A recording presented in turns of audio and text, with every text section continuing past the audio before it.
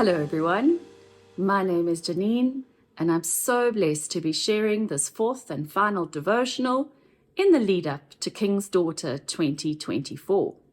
If you haven't heard yet, the theme for our ladies conference this year is Life and Godliness, inspired by 2 Peter 1 verse 3 and the book Disciplines of a Godly Woman by Barbara Hughes. Barbara's book provides tools and encouragement for us as Christ followers towards greater spiritual discipline. Just like our bodies benefit from a good physical workout, so do our spiritual lives need structure, training, and discipline. Today's devotional will focus on the discipline of good deeds, which is chapter 14 of the book. Good deeds aren't as popular as they once were, but there was a time when our society highly valued good works. There has, however, been a gradual shift in the priority from improving one's character through good works to improving one's body through grueling workouts. The development of character through selfless acts of charity has been replaced by the vain pursuit of a sculptured body. We once valued what women did. We now value what women look like. Unfortunately, this is not just a secular problem. It's often true of the church as well. But we gospel women have had a sacrifice modeled for us. Our lives have been changed by Christ's sacrifice on our behalf. Our response to that requires a practical rubber hits the road reaction of good deeds. Read Ephesians 2 verse 10 in its context. For it is by grace you have been saved through faith, and this is not from yourselves. It is a gift of God, not by works, so that no one can boast. For we are God's workmanship, created in Christ Jesus to do good works, which God prepared in advance for us to do.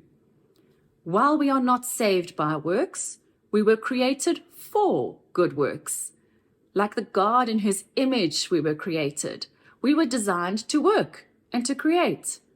Good deeds are the redeemed heart's response of gratitude for the gift of God's grace. Good deeds are not an option for Christians. We cannot choose to not follow Christ's example. Good deeds are our way of life. If we follow the flow of thought in the second chapter of Ephesians, we see that it moves from amazing grace to amazing work. First, the good news of salvation defines us as human beings. We are his workmanship, his work of art, his masterpiece.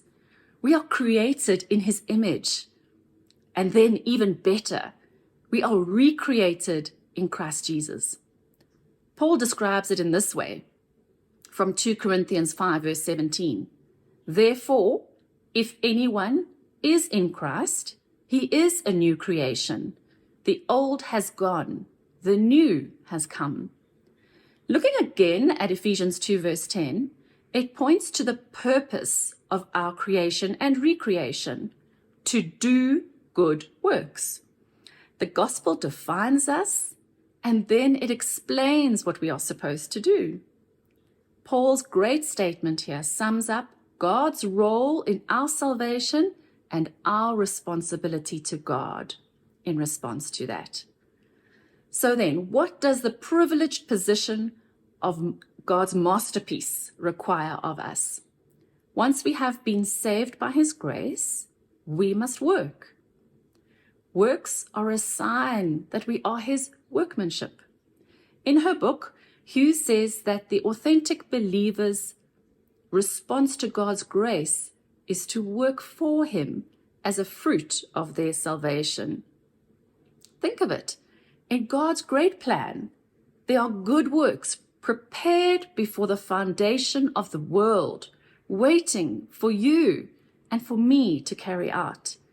They have been prepared for us by design, and we as unique individuals have been designed with these specific tasks in view.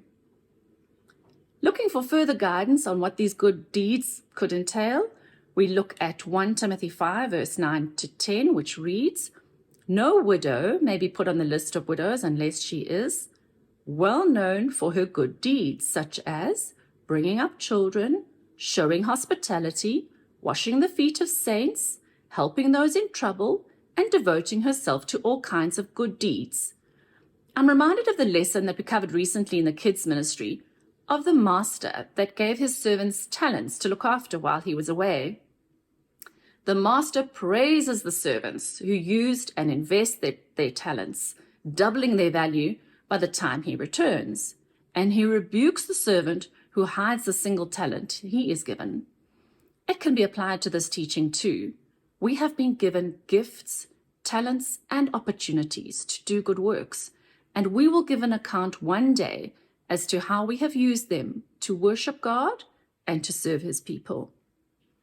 Jay did a fantastic job in the previous devotional unpacking the discipline of propriety. In that devotional, we gave attention to our appearance as we considered the discipline of propriety. I'd like to emphasize one important phrase in Paul's instruction regarding women's clothing. Paul instructs that we are to adorn ourselves with good deeds.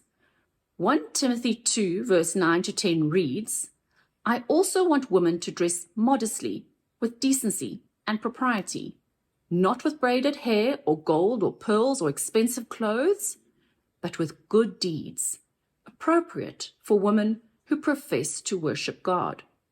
So how can we clothe ourselves in good deeds? First, from Paul's description, we do not spend excessive time or money on our appearance. Our primary attention and emphasis shouldn't be on the external things, that is, what we wear, but on what we do. Our good deeds or occupation should determine what suitable clothing we should wear and what we should have a reputation for. Our deeds and not our dress code. Secondly, we are to use our resources, our wealth, for good deeds. Listen to Paul's instruction in 1 Timothy 6, 17 to 19. "Command those who are rich in this present world not to be arrogant, nor to put their hope in wealth, which is so uncertain, but to put their hope in God, who richly provides us with everything for our enjoyment. Command them to do good, to be rich in good deeds, and to be generous and willing to share. In this way, they will lay up treasures for themselves as a firm foundation for the coming age, so that they may take hold of the life that is truly life." Our heart attitude should be that of generosity and a willingness to share that which God has given to us, whether it be a little or a lot. If you do not remember anything else from today's devotional, I urge you to remember this. While we were not saved by works, we were created for good works. We do not say, "I will do this to gain favor with God." We say, "I do this because I love God and want to please him." We do good works because we have a relationship with God, not because we want to earn a relationship with him. As a church, we previously covered a preaching series looking at ministry to God, the church, and the world. And the doing part was central to that. How are we using our time, our talents, and our resources to worship God, to serve his church, and to share his love with those who don't know him? As we said previously, in the book of Timothy, there are many examples of good deeds, such as feeding the poor, looking after orphans, helping widows, raising children, showing hospitality, washing the feet of saints, and helping those in trouble. In 2024, could our list include acts of kindness, such as cooking a meal for a family when they are ill, giving someone a lift to and from work when their car is broken, giving the other person the parking spot even though you clearly got there first? Doing good deeds sometimes costs you. They sometimes cost you money, time, patience, pride. Sometimes, if they really matter, they will even cause you to sacrifice something important to you. Then you will know that you are growing in a discipline that Jesus exemplified for us on the cross. I urge you, would you take some time to make an inventory of your resources and reflect on how you are making use of them? Ask the Lord to show you the good works He would have you investing in.